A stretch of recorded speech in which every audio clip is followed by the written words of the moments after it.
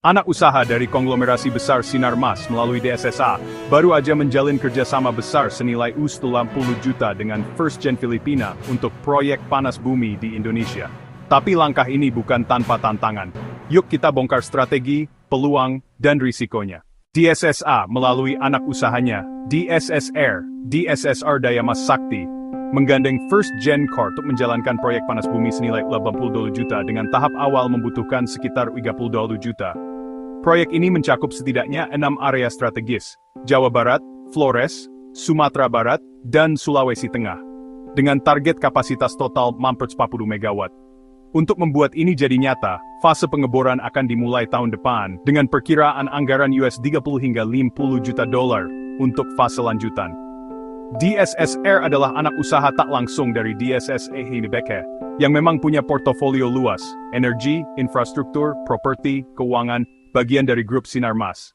Kenapa pilih proyek panas bumi dan partner internasional? Pertama, karena energi panas bumi adalah masa depan Indonesia.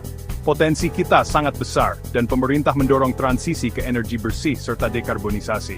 Kedua, proyek panas bumi butuh dana besar. Dengan investasi US$60 juta, pengembangan bisa jauh lebih cepat dibanding hanya mengandalkan modal lokal.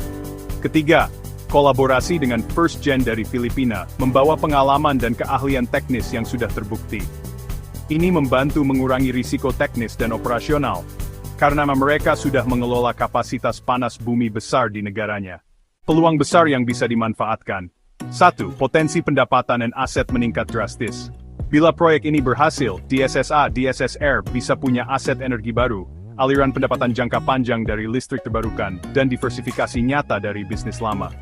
2. Daya tarik investor ESG hijau. Di pasar global dan lokal, perusahaan energi hijau semakin menarik bagi investor yang ingin portofolio sustainable. Ini bisa meningkatkan valuasi dan akses pembiayaan.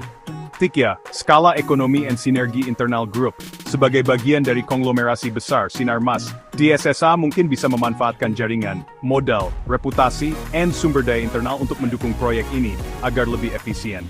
4. Ekspansi dan peluang baru. Jika model ini sukses, DSSA and First Gen bisa membuka peluang proyek panas bumi di area lain, atau bahkan ekspor teknologi pengalaman ke negara tetangga. Namun tetap ada risiko dan tantangan yang dihadapi.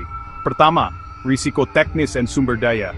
Pengeboran panas bumi itu sangat teknis, bisa gagal menemukan reservoir atau kualitas energi rendah. Jika fase pengeboran tidak berhasil, investasi bisa sia-sia. Kedua, sensitivitas harga komoditas dan energi. Pendapatan listrik bisa dipengaruhi tarif listrik, subsidi negara, atau perubahan kebijakan energi. 3. Finansial and leverage tinggi. DSSR harus memastikan struktur modal aman. Kalau pinjaman terlalu besar, beban bunga dan risiko keuangan bisa menggigit. Keempat, regulasi dan izin proyek panas bumi butuh izin lingkungan, izin pertambangan energi, dan kepastian politik. Delay izin bisa menggagalkan timeline dan menaikkan biaya. Kelima, risiko koordinasi dan integrasi. Penggabungan upaya antara perusahaan lokal dan asing bisa menimbulkan benturan budaya operasional, manajemen, transparansi, dan kepemilikan saham. Saran and tips untuk investor. Pantau progres fase pengeboran dan pembagian saham. Jika laporan bulanan menunjukkan kemajuan pengeboran dan aktivitas nyata, itu sinyal positif. Analisis laporan keuangan DSSA anak usahanya. Pastikan beban utang tidak membumbung tinggi. Cermati hati harga listrik dan regulasi energi, karena tarif subsidi bisa sangat menentukan margin keuntungan jangka panjang. Gunakan ini sebagian kecil dari portofolio, karena energinya potensial, tapi risikonya tinggi. Jangan overexpose pada satu proyek. Inilah strategi besar DSSA yang berani melangkah dari energi lama ke energi masa depan, panas bumi. Bila proyek ini sukses, dampaknya bukan hanya ke DSSA, tapi bisa ikut mendorong transisi energi Indonesia. Tapi ingat, risiko tidak bisa diabaikan.